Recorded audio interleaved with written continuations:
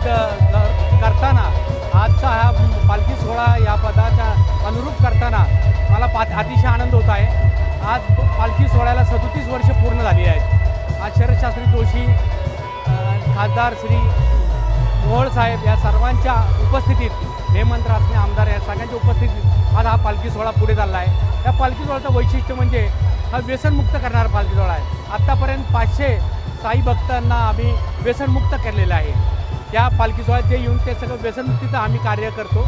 यामध्ये बाबांना आमची ही पालखी गुरुपौर्णिमेला पोहोचते। गुरुपौर्णिमेला आम्ही दक्षिणा म्हणून व्यसन देतो, ही आमची परंपरा आहे। यातनं अनेक कुटुंब ही व्यसनमुक्त झालेली आहेत आणि उभी राहिलेली आहेत। आणि असाच हा सोहळा शिर्डीपर्यंत आम्ही 9 तारखेला पोहोचणार आहोत। याच्यामध्ये सगळ्या स्त्रिया आहेत, पुरुष आहेत, महाराष्ट्रातली बहुतेक सगळ्या जिल्ह्यातनं लोक इथं आलेले आहेत।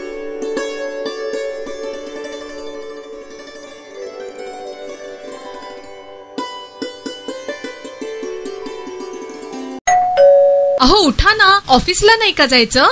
अगं मला आज फ्रेशच वाटत नाही, काही करायची इच्छाच नाही। अहो मग तुम्ही आजपासूनच न्यू युनायटेड फार्मसीचे गुड मॉर्निंग चूर्ण घेणं सुरू करा। अपचन, मलावरोध, बद्धकोष्ठ, आम्लपित्त आणि पोटाच्या तक्रारींवर खात्रीशीर आयुर्वेदिक उपाय गुड मॉर्निंग चूर्ण।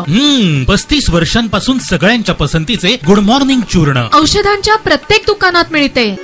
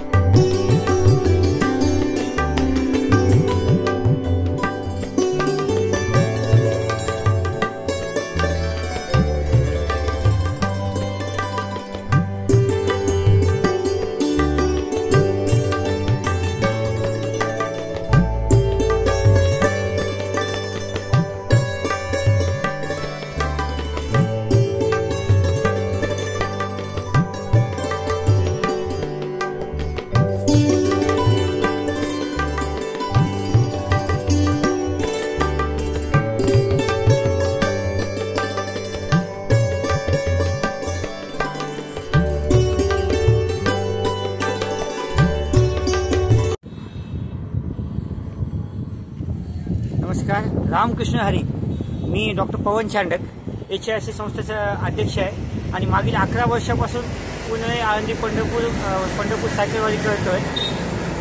यावर्षी आणि मागील 2-3 वर्षापासून घराघरामध्ये जे सध्या मोबाईलच्या अतिवापरामुळे कौटुंबिक वाचनाचं जे प्रमाण कमी होत चाललं आहे, मुलांमध्ये पालकांमध्ये एकमेकांमधला संवाद कमी होत चालला आहे, मोबाईलचं व्यसन वाढत चाललं आहे. तो त्यासाठी पर्याय म्हणजे एकमेव म्हणजे ते म्हणजे वाचन वाढवणं. तर वाचन संस्कृतीचा प्रसार करण्यासाठी आम्ही ही सायकल राईड आम्ही चालू केलेली आहे. सकाळी पुणे रेल्वे स्टेशन आम्ही निघालो.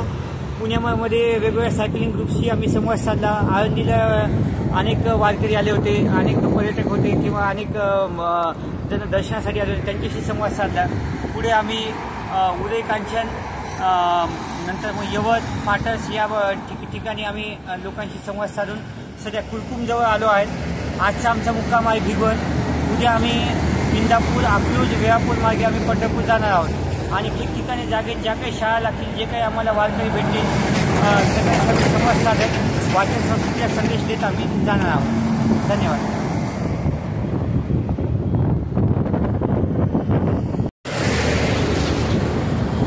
नमस्कार. मी राजेंद्र ठाकरे, रिटायर्ड सहाय्यक अधीक्षक जिल्हा न्यायालय परभणी. आणि गेल्या 3 वर्षापासून मी वारी करतो आहे आणि आज खूप छान अनुभव आला की मस्त वातावरण फार थंड आहे आणि फार सुंदर प्रवास झाला, छान झाला. ते असं जाणवलं सुद्धा नाही की इतक्या लांब आम्ही प्रवास केला. छान सगळ्यांनी स्वागत केलं, छान आम्हाला नाश्ता पाणी छान केलं आणि त्यामुळे फार छान प्रवास झाला.